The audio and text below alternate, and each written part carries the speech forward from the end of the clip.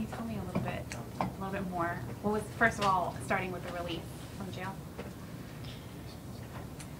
I don't even know where to begin.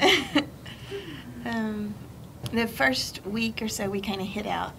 We went to some friends' house in Portland, and we just spent time together as a family. Yeah. And my brother came down, and my mom and Keith were there, and we just all just hung out. I mean, I couldn't sleep. We tried to watch movies and never watched any of the movies because we were talking too much. Now, why couldn't you sleep? Was that because of the adjustment, or what was it? Yeah, so soft. Excited. The bed was too soft. Just all the excitement mainly, but yeah, the bed was too soft. Everything was different. You know, it was exciting. What were those first few nights like? I mean, did everybody sleep together in the same bed, or like? No, no, but we stayed up real late, and then after we put the kids to bed, Larry and I still stayed up talking. I couldn't ever stop talking to go to sleep. Yeah. So we didn't get much sleep for that first week. Mm-hmm. Yeah. Especially for you two, what were the years like without Mom? Because you guys were the oldest. Well, I had a whole bunch of friends, parents, and the pastors and all that. They were all like family to me, so it wasn't that bad. Like, I had mom figures. Okay. And what about, you seemed, one thing I noticed about you when we were in the press conference is you seemed kind of maternal with Emma. You had her on your lap and you were playing with her hands, and I wondered, you know, did you kind of take on that role for your younger sibling? Yeah. Me and Emma shared a room for 3 years, I think, and she's always looked up to me, and she's just like my best friend. I hate to ask the tough questions, but like, how is that coming back into our home and establishing that motherly role? It's been really neat because, you know, you worry about all those things. You worry. Yeah, I worried about how it was going to be, you know, and there's issues. There's always going to be an adjustment phase, you know, but God kept our bond so strong throughout the years. I mean, considering that I only saw them once a month and talked to them on the phone, you know, God did amazing things to keep that bond, you know. There haven't been near the issues that everybody had prepared us that there would be. You know, everybody was all, you know, well, it's going to be hard, and this is going to happen, and this is going to happen, and that, you know, God's what were some of the that. issues people wanted to prepare you for? Well, just like the... Don't give the kids ideas. Right. No, just that, you know, they wouldn't know how to bond with me, or that they wouldn't want to listen, or that it would, you know, having a new adult in the home would be hard, you know. And, you know, there are some things, like, you know, everything's not just perfect because there are adjustments to everything. But it's nothing like it could be because God is so good and He kept us all together. And at the beginning of all this, yes, when the first plea deal was offered, the one that you recently reported on, I very seriously considered it, and it was a hard decision. I mean, it was a way to not have to worry about possibly being taken from my children. But I never had a peace about it because I was not comfortable with lying. I was not comfortable with saying I did something that I didn't do.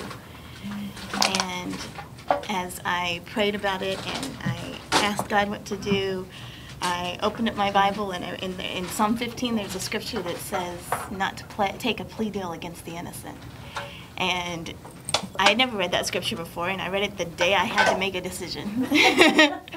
And that was back in 06 or 07? It was in 06, Psalm yes. 15? Yes. All right, go proceed.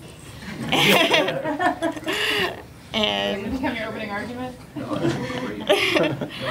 And I don't think that, you know, it's changed. So when I made that decision, then I made it for good.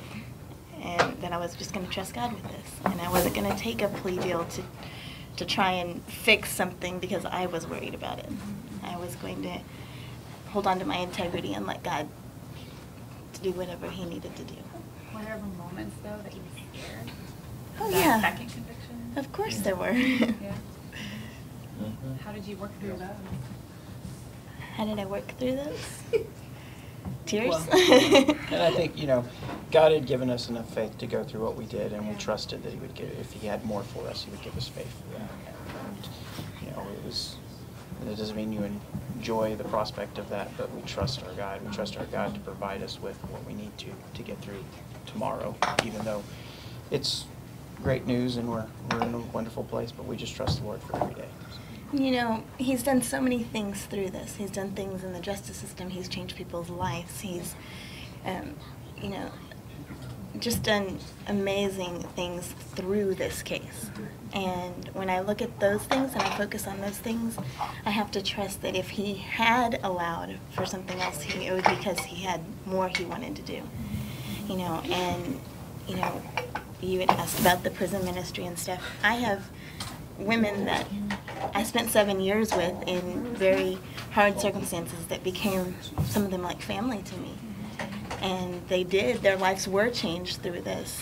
And they will go to heaven now because of this. And, if God wanted to continue that, as hard as it might be, I would have to trust Him with that. I'm glad that He didn't. I'm glad that I get, that I'm free from that and I can do that from the outside now. But I just had to look at it from a different perspective. What was Christmas like inside prison? Sad. Yeah. Did you guys get soap or something? Shampoo. VO5 shampoo. That was the big gift that everybody You got. got what? VO5 shampoo. That was the big gift that everybody got. We tried our best to make it the best, holiday, make it feel like a holiday. People would get together and make a meal. Fruit, right? And yes, they would give us fruit. Twice a year you get fruit in prison, Christmas and Thanksgiving. Our Bible study group would usually get together and we would have a little dessert time and play games and do like Bible trivia or something like that and have a time of prayer. But it's a sad day because everybody's away from their children and their families, and there's lines for the phones so that they can get on the phone and then cry. So. Are you guys planning to have any kind of celebration at the church, or are you doing? We are. We don't know when that's all going to be. That we're just celebrating right now with our family, but we are planning on something. But there's so many people that want to be involved, and people from far away and stuff. So it'll take a little while to get all that. When you see on TV or in the news other cases, high-profile cases, what do you think now? Well, I definitely look from a different perspective. I question everything that's said.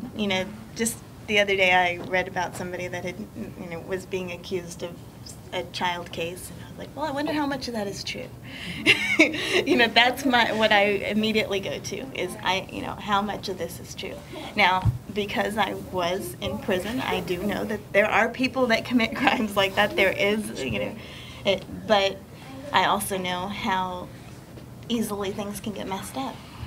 And so I guess I look at it more soberly and hope that they get justice.